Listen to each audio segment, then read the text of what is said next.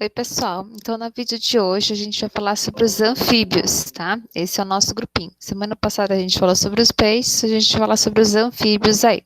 É o segundo grupo na escala evolutiva, né? Do grupo dos vertebrados aí, tá? Então, para começar, né? Quem são os anfíbios aí, né? Então, tem vários exemplos aí de anfíbios: sapos, rãs, pererecas, salamandras, cobras cegas, tá? O nome anfíbio, tá? Quer dizer vida dupla, digamos assim, né? Vem do grego aí, quer dizer vida dupla. Mas por que tem esse significado aí de vida dupla, né? Então, a principal característica do anfíbio aí é que ele tem uma independência ainda parcial da água, né? Então, ele é um ser vivo aí que apresenta duas fases de vida, uma fase de vida aquática e outra fase de vida terrestre. Agora, por que sair da água para viver na terra, né? Há várias teorias aí por trás, né?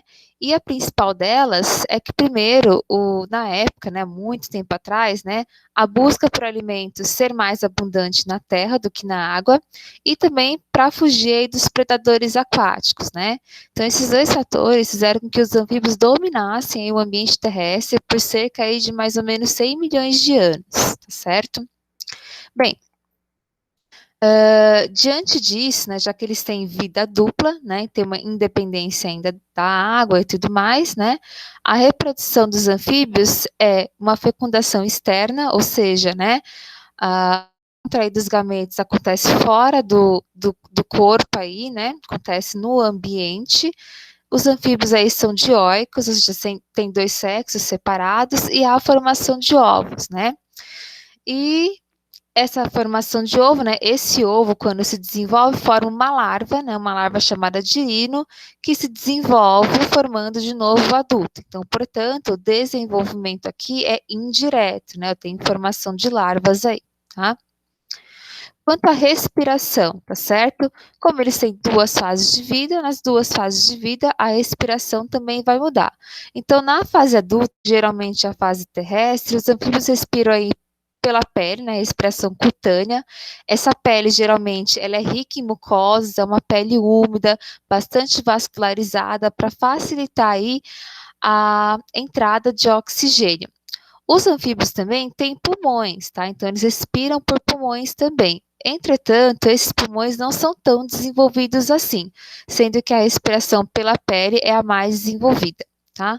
Já na fase larval, que é geralmente a fase aquática desses seres vivos, a respiração aqui vai ser por brânquias, respiração branquial, assim como acontecia com os peixes, certo? Os anfíbios são ectotérmicos também, então a temperatura deles varia de acordo com o ambiente, tá certo? Então, dificilmente eu vou encontrar um anfíbio aí no deserto. Existem anfíbios no deserto? Existem anfíbios no deserto, mas é muito difícil, né? Geralmente, esses anfíbios que vivem em desertos aí, eles vivem enterrados ou só saem à noite, quando a temperatura aí tá mais amena, digamos assim, né? Justamente porque a temperatura do corpo deles varia com a do ambiente, são ectotérmicos. Com relação à circulação, é uma circulação fechada e incompleta. Lembrando que quer dizer essas coisas.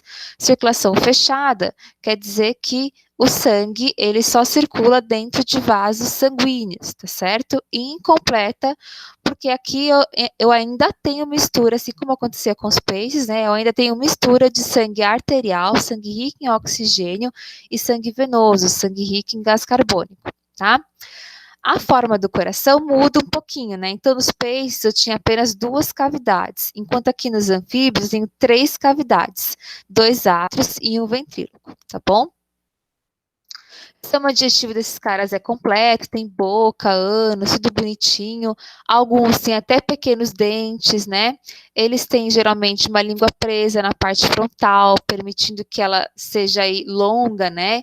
E ele consiga capturar o alimento dele. E esse sistema digestivo termina em cloaca. A cloaca é uma estrutura aí que serve tanto para eliminação de fezes quanto para eliminação de ovos, tá bom? Os anfíbios, né, eles são carnívoros, isso é importante ressaltar, né? Então, eles se alimentam aí de minhocas, moluscos, insetos e até outros pequenos aí vertebrados, como pequenos ratos, esse tipo de coisa, tá? Então, eles são carnívoros, tá certo? Alguns anfíbios aí, né, tem glândulas de veneno, né, para defesa aí de predadores, né? Então, por exemplo, os sapos aí tem glândulas aí do lado da cabeça, né, chamadas glândulas paratoides, tá? Essas glândulas, né, quando o predador aperta, né, captura o sapo, né, essa glândula aqui, os sapos liberam aí, né, uma substância leitosa que tem um sabor bastante desagradável aí para o predador, e aí o predador solta o anfíbio, tá? Uma defesa aí dos anfíbios aí que alguns anfíbios possuem, tá? Importância aí dos anfíbios, né? Então tem uma importância aí na alimentação humana. Então a carne de rã, ela é bastante apreciada em diversos locais, né? França, né? Esse tipo de países. E também uma importância ecológica aí na cadeia alimentar, né? Então os anfíbios, eles controlam a população de insetos, né? Por se alimentar deles e também servem de alimento para cobras e outros vertebrados, tá? Eles são classificados basicamente em 3 classes: Urodela, Anura e Apoda, tá?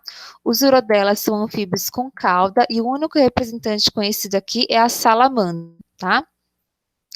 Enquanto os Anuras, né, são anfíbios desprovidos de cauda, e os exemplos mais clássicos aqui são sapos, as rãs, as pererecas. E por último, tem os anfíbios aí classificados como ápodas, são anfíbios que não têm patas, né, vivem aí enterrados ou ambientes ou podem viver em ambientes aquáticos. E o exemplo aqui que a gente sempre traz são as cobras cegas, né? O nome vem de cobra cega porque se semelham a uma cobra, né, mas não é uma cobra, é um anfíbio, né, só o formato que é semelhante e tem olhos pouco desenvolvidos, por isso cobras cegas, certo? Então foi basicamente isso que a gente viu sobre anfíbios, né? Qualquer outra dúvida a gente está disponível aí na sala de aula e também a gente tira dúvidas aí na correção de exercícios, tá certo? Até!